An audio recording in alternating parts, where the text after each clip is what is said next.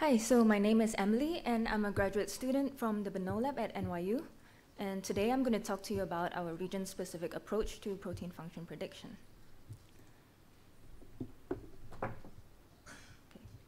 So in the Beno Lab, we actually focus mainly on two different computational biology problems, such as network inference and structure prediction.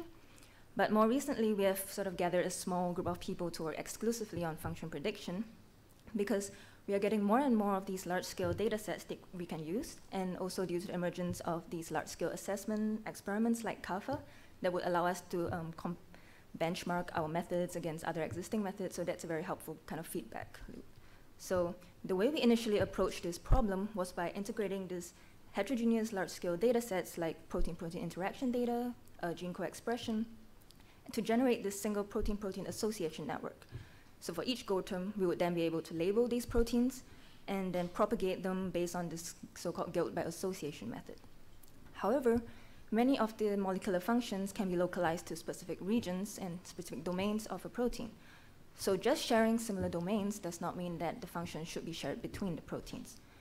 So what we want to do is to localize these functions to their specific domains, and to do that, we must be able to compare domains directly between each other so that we can transfer and learn functions between them. So if you recall, the title of my presentation was region-specific function prediction and not domain-specific function prediction.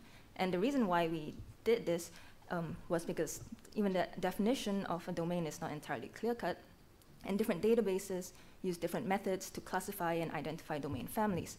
So instead of trying to assign the goal terms and functions directly to these domain family assignments, we wanted to generalize this into just a protein region, and then say that, okay, these domain families are features of this region, and then assign functions directly to the regions instead. So this would also allow us to functionally evaluate regions that don't have domain family assignments, but may have other features like binding site information. So the way we approached this problem was by looking at another similar problem in a different field called sentiment analysis. So in this paper, what they did, instead of having a protein and labels, what they have is a group of reviews from like Amazon and Yelp, which have labels such as positive or negative sentiments assigned to them. So what they want to do is to be able to infer the sentiments of the individual sentences within the reviews, and then predict the sentiment of new reviews in the future. So this is very analogous to our problem of having a protein function and then trying to infer the region-specific function, and then so that we can use that to predict the functions of new proteins. So this formula over here is the overall model for this, to solve this problem, and in the next slide, I'm going to talk to you more about the different terms and how we have adapted this approach for protein function prediction. So the main core of this cost function is this theta parameter that links the region features, which is this x feature vector, to the predicted label of the region, the y hat. So the objective of this cost function is to minimize j, and by estimating the theta, that would give us the best solution. So this first term basically tries to make sure that similar regions with similar features would have a similar predicted label. So k here is the similarity measure between the two regions, and delta is the difference between the predicted scores. The second term here is the protein level constraint, where if we get the region scores, we have to aggregate these region scores to get a predicted protein level scores. And then we want to compare these predicted protein level scores to the known protein labels that we have. So in addition to this, we have added two more terms. The third term, which is a region level constraint, whereby since we know some domain level annotations from gathered together in databases like external to Go, we want to make sure that our predicted region scores are consistent with these known labels. And the last term is just a regularization term to enforce sparsity of the estimated theta. So the way we assign the region boundaries in a protein is by looking at consensus domain coverage from Interpro. So what we end up with is this continuous set of protein regions, and we look at all of these regions regardless of whether there are domain family assignments assigned to it. So now an important part is to find a good feature representation for the regions that we're looking at. So what is important is that we must have location information for the feature annotation. So we need to know exactly where these features are on the protein so that we can say that it's part of which domain. these features must also allow for useful comparisons between the regions, so that, if you remember, there was a similarity measure between pairwise regions, and we don't want that to just be a binary 0 and 1. Is it the same? Is it not the same? We want it to be a continuous feature. So here I summarize some of the features that we've looked at to test this method. So the most direct feature would be to use the sequence information, and we did this by looking at streamers. And we have also extracted information from Interpro and Uniprot databases. And on the right side, in the table on the right side, you can see the rough dimensions of these feature sets for yeast and for humans. So you can see that the dimension actually increases pretty rapidly as the number of proteins in the organism increase. So what we have also trying to do now is to lower the dimension of these features by using methods like autoencoding to not only reduce the feature set size, but also to combine the different data sets together. So before I go into the results, here is the way in which we are dividing the data sets and evaluating them. So because, so it is kind of similar to the way that Kappa is doing it, where we're using a temporal holdout. So we have two time points of annotations. So in this case, we trained our method on 2015 annotations, and we've validated and tested them on the 2017 annotations.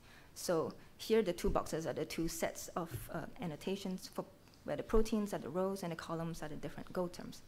So the white boxes here are the annotations that were assigned to the proteins in the first time point, and the green boxes here are the annotations that were gained between these two time periods. So the training set would be the proteins that had annotations and did not gain new annotations, while the validation set would be the proteins that had annotations and gained new annotations. So at the end, we would test this method on the proteins that did not have any annotations but gained annotations. And then from these sets of proteins, we then select Go terms that have enough proteins in all of these different data sets so that we get a statistically meaningful evaluation at the end. So here is the performance for 26 Go terms in yeast using the feature set of streamers. So in order to compare this to a baseline, we basically estimated the theta directly from protein features and known protein labels. So, and then we predicted the scores for the test proteins directly using these protein features. So in the plot above, we have the raw AUPR scores for our method versus the baseline, where the baseline is in blue and our method is in red. So as you can see, in general, the performance of using just k-mers, streamers in this case, is not entirely the most useful in predicting protein function. So, however, you can see that just by using this region-specific approach, we have managed to increase the performance of protein level function prediction a significant amount. So the plot below shows the difference between the performance of our method versus the baseline method. So in this next plot, we're using the more informative set of features using the keywords from Uniprot and Interpro. So you can see overall the improvement of all the Go terms in general, but you can also see this same kind of trend where we have a lot of Go terms that have managed to gain increased performance. But you can also see that there are some Go terms that did not do very well using this region-specific approach. And that is not actually surprising, since not all functions should be region-specific, and some might need features that cover a much larger region of the protein to be able to associate directly to the Go term itself. So we have also done this for humans, and this is also the results for the streamers. And you can also see that many of the Go terms gain improved performance, and there are also a subset of Go terms that did not perform well with this region-specific method and do better using the protein level feature sets. So some of these Go terms, like molecular function regulators and enzyme regulators activity, don't seem to do very well at the region level, while those like secondary active transmembrane transporter activities, there are a lot of transporter Go terms actually that do much better using this region-specific method. And the same thing here for using keywords as the feature vectors. So to look more in detail about how this region-specific method might be useful for protein level function prediction, we have decided to look at the performance of these test scores for the test proteins for this specific Go term, secondary active transmembrane transport activity. So here we have all the predicted protein level scores for all the test proteins for our baseline and our method, sorted in ascending order. So if we superimpose the test proteins that have this annotation, we can see that our method ranks these proteins, these positively annotated proteins, much better relative to the baseline. So if we look at the region-specific scores now for two of the proteins that rank the worst using the logistic regression baseline, we can see where the function is being distributed and assigned on the protein. So here the x-axis are the residues along the protein length, and the y-axis are the predicted scores.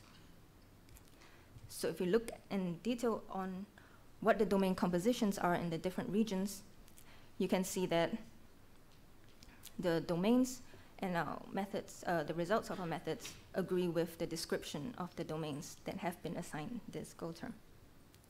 So interestingly, neither of these interpro entries are actually currently annotated with this Go term. So what we've been able to do with this method is to be able to assign and infer this region, this Go term to this specific region of these proteins.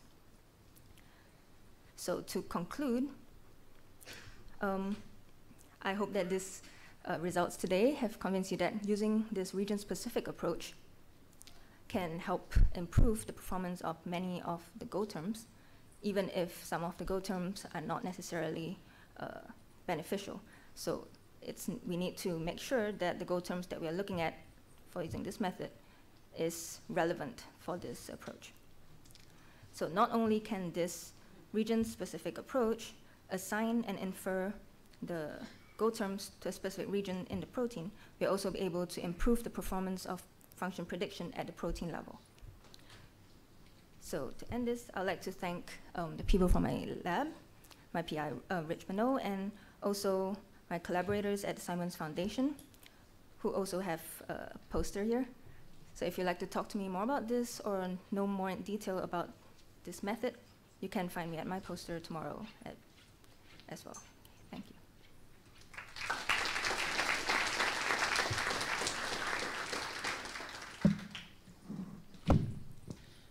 Very interesting. Thank you very much.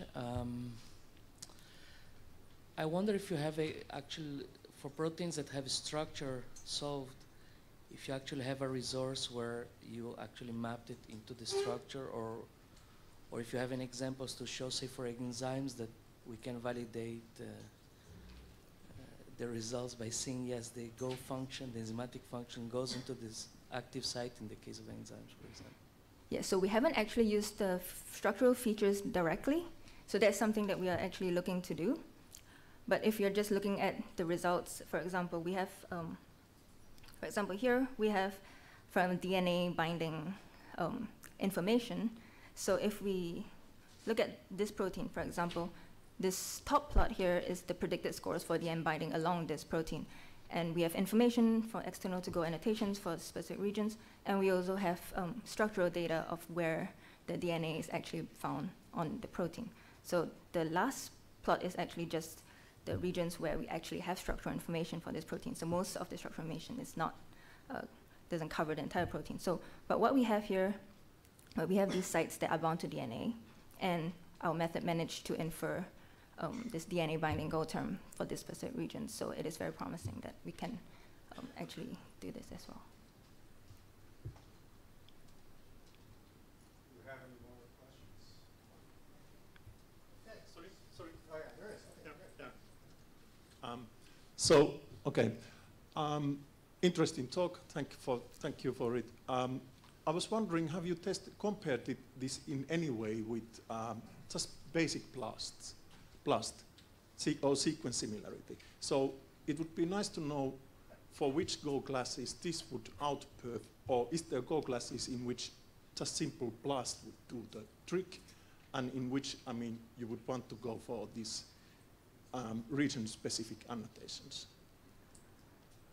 Right, so you mean just to use it as a feature set for this method, or just as a baseline kind of test? Yeah, first kind of like as a baseline method, or I mean, there's methods that I mean do this kind of annotation on top of BLAST. So I mean, I would think that you would find a set of Go classes for which a BLAST-based methods perform or do the the whole sequence similarity does the trick, and then I mean like Go classes where these region-specific Go classes work better. Yes, I think the results here show that that would be the case, where if you the many Go terms can also probably can do better if you just look at it on the protein level. So those would be Go terms where you would need interaction maybe between regions or domains. So if so this is kind of similar to our baseline where we did, so we're basically using a feature, protein level feature set in order to predict. Okay. So I guess you would see a similar trend where there will be some Go terms that do worse. So what we want to do is to identify Go terms that would do better. And maybe that can also tell us and inform us what type of Go terms are actually region specific based on just the performance compared to the baseline as well. So that's definitely something that we also thanks.